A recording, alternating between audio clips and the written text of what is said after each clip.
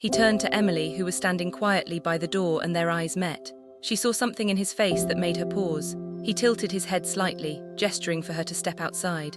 Emily glanced at Dr. Adebio, who was still trying to comfort Victoria, then slipped out into the corridor.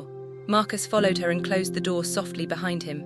The hallway was empty and quiet. Somewhere in the distance, a baby was crying. Not his baby, someone else's baby, someone else's joy on the worst night of his life. He looked at Emily, and when he spoke, his voice was low and hard. "I need you to fix this," he said. Emily's eyes widened. "Mr. Okonkwo, I don't understand, there's nothing." "I heard a baby crying," Marcus interrupted. "Somewhere in this hospital a baby is alive and crying. My wife cannot leave here empty-handed. Do you understand me? I will pay you anything. Any amount, any price, just fix this." Emily's heart started racing. She knew exactly what he was asking. She knew exactly which baby he had heard. The poor widow's baby.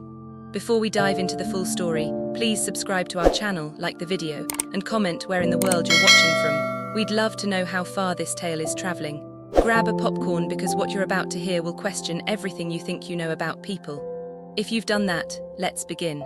To understand this story, we must go back to where it all started. The rain hammered against the windows of the small studio apartment in Yaba, Lagos, like angry fists demanding to be let in. Grace stood in her tiny bathroom, water dripping from her hair onto her shoulders as she wrapped a worn towel around her swollen belly. The pregnancy had been hard enough without her husband, without David. 6 months had passed since the accident that took him, and she still reached for him in her sleep, only to wake up alone in the cold darkness. She walked slowly to her narrow bed, feeling the weight of exhaustion in every step. The baby kicked, and Grace smiled despite everything. This child was all she had left of David, all she had left in the world. Tomorrow she would wash the tiny clothes she had been collecting from the market. Tomorrow she would pack her hospital bag properly. Tomorrow she would figure out how to be strong enough for two. But tomorrow never waits for the broken. Grace sat on the edge of the bed and felt it, a warm gush of water that soaked through her wrapper and onto the thin mattress. Her heart stopped. No, not now, not yet. She had 2 more weeks according to the free clinic's calendar. 2 more weeks to prepare, to find someone who could go with her, to gather the money she still needed for the hospital bill. She stood up quickly, and another wave of liquid ran down her legs. Panic rose in her throat like bile. Her water had broken. The baby was coming, tonight, now. Grace grabbed her phone with trembling hands and scrolled through her contacts. Her older sister lived in Ibadan, too far to help. Her neighbor, Mrs. Ademi, had traveled to the village for a funeral. David's family had disappeared after his death, taking their support and their phone numbers with them. She was alone, completely and terrifyingly alone. The first contraction hit her like a thunderbolt, and Grace doubled over, gripping the edge of her table. Pain tore through her lower back and wrapped around her belly like a python squeezing its prey. She couldn't breathe. She couldn't think. When the pain finally released her, she knew she had no time to waste. Forget the hospital bag. Forget the plans. Forget everything. Grace threw on the first dress her hands found, shoved her feet into her slippers, grabbed her small purse with the little money she had saved, and stumbled out into the rain. The night swallowed her whole. Water poured from the sky in blinding sheets, soaking her to the skin within seconds. She stood on the muddy roadside, one hand clutching her belly, the other waving desperately at the few cars that sped past, splashing her with dirty water. "Please," she whispered into the storm. "Please, God." Finally, a yellow taxi slowed down. The driver looked at her drenched body and hesitated, but when he saw her face twisted in pain, he nodded. Grace collapsed into the back seat, and before she could even give him the address, another contraction ripped through her. She heard herself scream. "A&A Hospital," she gasped. "Please hurry." The driver pressed down on the accelerator, and the car lurched forward through the flooded streets of Lagos. Grace closed her eyes and felt tears mix with the rain on her face. She thought of David. She thought of his laugh, his hands, his promises that everything would be okay. But David was gone, and nothing was okay, and she was about to bring their child into the world alone in the back of a stranger's taxi. When they arrived at A&A Hospital in Ikja, Grace stumbled out and pressed wet Naira notes into the driver's hand. She didn't wait for change. She walked through the rain toward the bright lights of the hospital entrance, holding her belly and praying with every step that her baby would be safe. Inside, the reception area smelled like antiseptic and fear. A few people sat in plastic chairs, staring at nothing. Grace walked up to the nurse at the desk, a young woman who looked bored until she saw Grace's condition. "I'm in labor," Grace said, her voice breaking. "My water broke, please help me." The nurse stood up and called for assistance, but her movements were slow and mechanical. No rush, no urgency, just another poor woman having another baby in the middle of the night. Grace was led to a small waiting area and told to sit down while they prepared a room. She sat, but the contractions wouldn't let her rest. Each one felt stronger than the last, like her body was trying to tear itself apart from the inside. And then everything changed. The sound came first. Car doors slamming, voices shouting instructions. The automatic doors burst open and a wave of people flooded into the reception area. Bodyguards in black suits. Family members in expensive agbada and iro and buba. And in the middle of it all, a pregnant woman in a silk maternity gown, her face twisted in pain but her neck dripping with gold. "Mrs. Victoria Okonkwo is here," one of the bodyguards announced. "Where is Dr. Adebio? Where is the private suite?" Suddenly the hospital came alive. Nurses appeared from nowhere. The head nurse, a tall woman with sharp eyes and a name tag that read Emily, rushed forward with a wheelchair.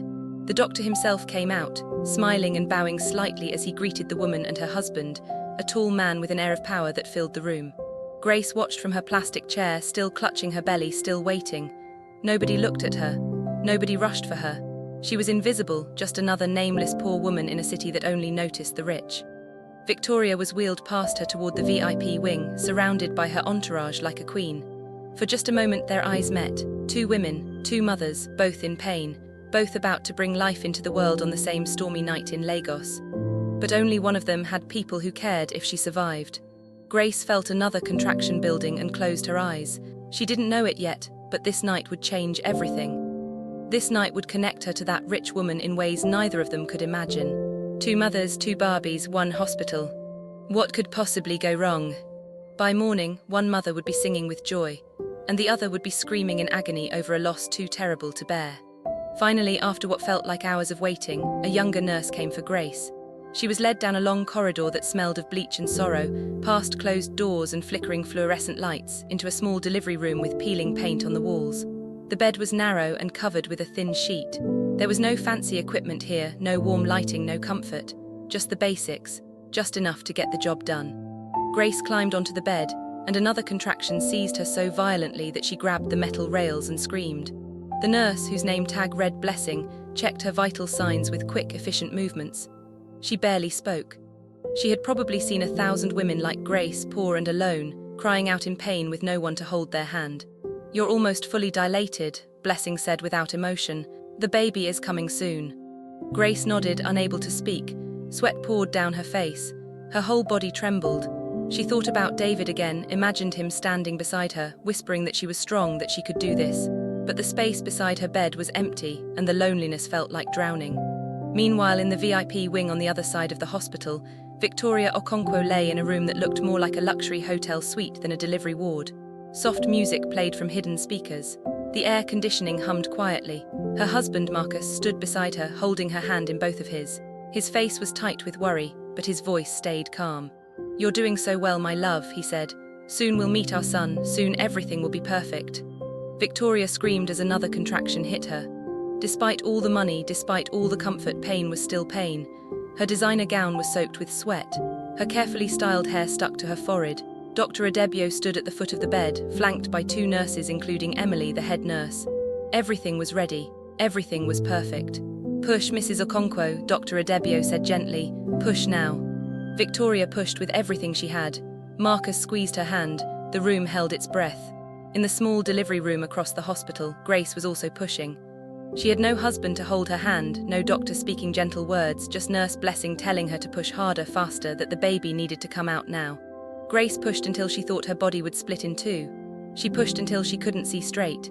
She pushed until she heard Blessing say, "The head is out." One more push.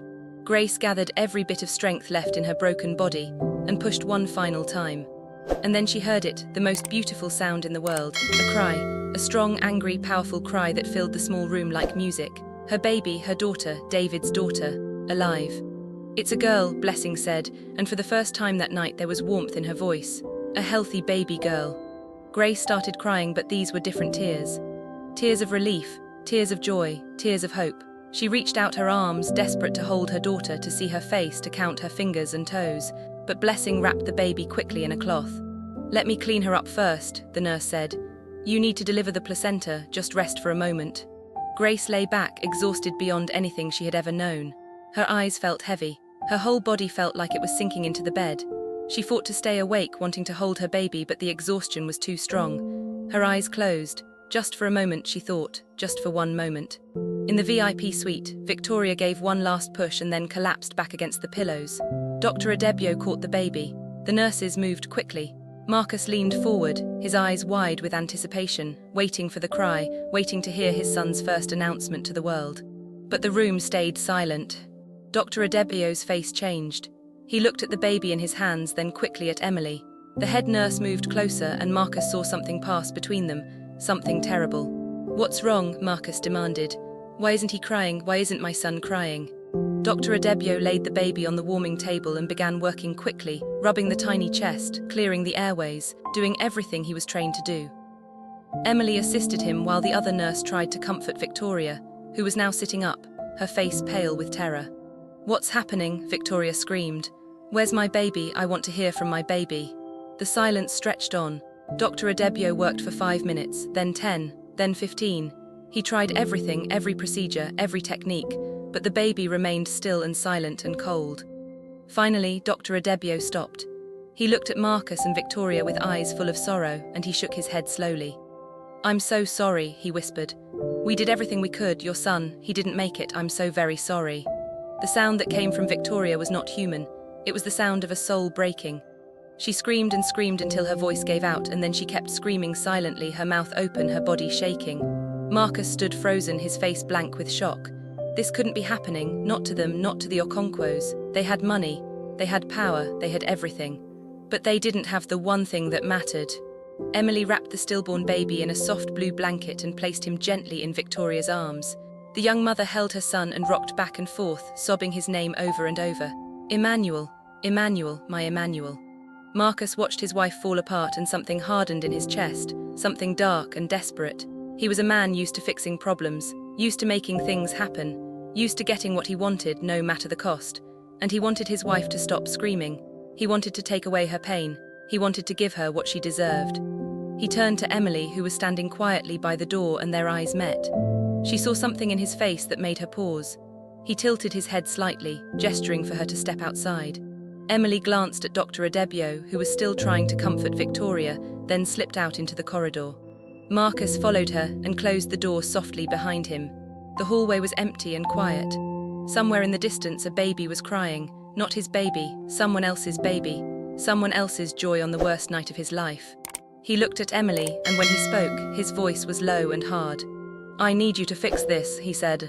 Emily's eyes widened. "Mr. Okonkwo, I don't understand, there's nothing." "I heard a baby crying," Marcus interrupted. "Somewhere in this hospital a baby is alive and crying. My wife cannot leave here empty-handed. Do you understand me? I will pay you anything. Any amount, any price, just fix this." Emily's heart started racing. She knew exactly what he was asking. She knew exactly which baby he had heard. The poor widow's baby, Grace's baby, the girl who was born in a small room with no family and no protection. Could she really do this? Could she really trade one mother's joy for another mother's pain? Marcus pulled out his wallet and removed a stack of crisp bills. He pressed them into Emily's hand. "This is just the beginning," he said quietly. "Fix this and you'll never have to work another day in your life, I promise you." Emily stared at the money in her hand. She thought about her own debts, her own struggles, her own family that needed help. She thought about how easy it would be, how simple, one baby, two mothers, who would even question it. She looked up at Marcus and saw the desperation in his eyes. What would Emily choose? Money and security, or the truth and her conscience? Her next decision would destroy an innocent woman's world and seal both families' fates forever. Emily stood in that empty corridor holding the money, and for a long moment she didn't move. Her hands trembled. Her mind raced. She could hear Victoria's broken sobs coming from behind the closed door, the sound of a mother's heart shattering into a million pieces. She could also hear, faintly from the other wing, the soft cry of a healthy baby girl who had no idea that her entire life was about to be stolen from her. Emily closed her eyes and made her choice. She walked quickly back into the VIP suite where Victoria lay curled on her side, still holding her dead son, still crying those terrible silent tears. Marcus stood by the window, his back straight, his jaw clenched. When Emily entered, he turned to look at her and she gave him the smallest nod. It was done, the deal was made. Marcus closed his eyes briefly, and something like relief washed over his face. Emily moved to Victoria's bedside and gently touched her shoulder. "Mrs. Okonkwo," she said softly, Let me take the baby now, let me take care of him for you. Victoria clutched the bundle tighter. No, he's my son, I won't let him go. I know, Emily whispered, her voice surprisingly gentle for someone about to commit such a terrible act. I know, Mama, but you need to rest now. Dr. Adebio needs to examine you. Let me take Emmanuel and I promise I'll take good care of him. Marcus came to the other side of the bed. Victoria, my love, please, let Nurse Emily do her job. Finally, slowly, Victoria released her grip. Emily lifted the still baby from her arms and carried him out of the room, leaving Victoria staring at the ceiling with empty eyes and Marcus standing guard like a soldier protecting a secret. Emily walked through the quiet hospital corridors, her heart pounding so hard she thought it might burst from her chest. She carried the dead baby wrapped in blue to the morgue area, then changed direction and headed toward the small delivery room where Grace slept. When she pushed open the door, she found Nurse Blessing sitting in a chair, holding Grace's baby girl. The infant was wrapped in a simple white cloth, sleeping peacefully after all her crying. Blessing looked up, surprised to see the head nurse. Emily, what are you doing here? Emily's face became hard and authoritative. Give me the baby. Dr. Adebio wants me to take her for some tests. Blessing frowned. Tests, she seems perfectly healthy, her Apgar scores were good. Are you questioning the doctor's orders? Emily's voice turned cold. Give me the child now. Blessing hesitated, then slowly stood and handed over the sleeping baby. Something felt wrong, but Emily was her superior, and in hospitals you followed the chain of command. Emily took the baby and left without another word, moving quickly now because she knew if she slowed down, if she thought too much, she might not be able to go through with it. She went to the storage room and found a soft pink blanket, one of the expensive ones donated by a charity organization. She unwrapped Grace's baby from the plain white cloth and rewrapped her in the pink blanket, then carried her back to the VIP suite. Marcus was waiting just outside the door. When he saw Emily carrying the living baby, his eyes filled with tears. Real tears, not of sadness but of desperate gratitude. Thank you, he whispered, thank you. Emily didn't respond. She couldn't. If she spoke, she might scream. She walked past him into the room where Victoria still lay staring at nothing. Dr. Adebio had left, probably to give the family privacy in their grief. Mrs. Okonkwo, Emily said, and her voice was bright now, falsely cheerful. Mrs. Okonkwo, look at me. Victoria turned her head slowly, her face wet with tears, her eyes swollen and red. Emily held up the baby in the pink blanket. Your baby is alive. There was a mistake, your son. We made a mistake, but then Dr. Adebio worked a miracle. And it's not a son, it's a daughter, a beautiful, healthy daughter. Victoria's face went blank with confusion. What are you saying? Marcus rushed to his wife's side. It's true, my love, it's a miracle. Our baby is alive, she's alive. He took the infant from Emily and placed her in Victoria's arms. The baby stirred and made a small sound, and Victoria looked down at the tiny face. The baby opened her eyes for just a moment, and Victoria saw life there. Precious, beautiful life. She started crying again, but these were different tears. Tears of joy, tears of disbelief. She held the baby close and kissed her forehead over and over. My daughter, she sobbed. My precious daughter, my miracle. Emily backed away slowly, then turned and left the room. Her legs felt weak. Her stomach churned. She walked back toward the small delivery room, and with each step, she felt the weight of what she had done pressing down on her like a stone. In the storage room, she retrieved the stillborn baby boy wrapped in blue. She rewrapped him in the plain white cloth that Grace's baby had been wearing. Then she carried him to the small delivery room where Grace still slept. Blessing had left to attend to other patients. The room was empty except for Grace, who lay on the narrow bed, exhausted, her face peaceful in sleep. She had no idea that while she dreamed, her whole world was being destroyed. Emily stood beside the bed, holding the dead baby, and for a moment she almost couldn't do it. Almost, but then she thought of the money Marcus had promised. Enough money to pay off her debts. Enough to send her children to good schools. Enough to finally escape the constant struggle of life in Lagos when you had nothing. She placed the dead baby in the bassinet beside Grace's bed. Then she reached out and shook Grace's shoulder. Mama, wake up, Mama. Grace's eyes fluttered open. She was confused at first, disoriented, but then she remembered. The baby, her daughter. She smiled and tried to sit up. My baby, she said, her voice hoarse. Where's my baby? I want to hold her. Emily's face became a mask of professional sympathy. She had practiced this expression 1,000 times for 1,000 different tragedies. She reached into the bassinet and lifted the bundle wrapped in white cloth. "Mama," she said slowly, "I'm so sorry, your baby, he didn't make it." Grace stared at her. The words didn't make sense. They were in English, but they sounded like a foreign language, like nonsense. "What?" Grace whispered. "I'm so sorry, Mama, your child didn't make it. The baby died shortly after birth." "No," Grace shook her head. "No, that's not true. I heard her cry. I heard my baby cry. The nurse said she was healthy. She said it was a girl." "Sometimes Barbies seem fine at first," Emily said, her voice gentle but firm. "But then complications happen. Her lungs were weak. She tried to fight, but she was too small. I'm so sorry." "No," Grace screamed the word. "No, that can't be true. Let me see her. Let me see my baby." Emily moved closer and held out the bundle. Grace's hands shook as she reached for it. She pulled back the white cloth and saw the tiny face. The closed eyes, the bluish lips, the absolute stillness. The scream that tore from Grace's throat echoed through the entire hospital. It was the sound of a soul being ripped apart. She clutched the dead baby to her chest and rocked back and forth, sobbing so violently that her whole body convulsed. "No, no, no, no, no," she chanted. "Please, God, no, not my baby, not David's baby, please." But God didn't answer. The baby remained cold and still in her arms. From somewhere far away, Grace heard sounds of celebration. Laughter, voices raised in joy, music playing. Someone was celebrating new life while she held death in her arms. Emily stood by the door watching Grace fall apart, and she felt nothing. She had learned long ago that in Lagos you did what you had to do to survive. The rich got richer, the poor got nothing. That was just how the world worked. She turned and walked away, leaving Grace alone with her grief. Could a mother's heart truly survive this kind of loss, or would Grace be broken forever? The answer would come 5 years later, on an ordinary afternoon, when fate decided to reveal its cruelest secret. If you enjoyed the first part of this story, don't forget to hit that like button, subscribe to the channel and turn on your notification bell. So when part 2 drops, you'll be the first to know. And hey, drop a comment below and tell me what country you're watching from.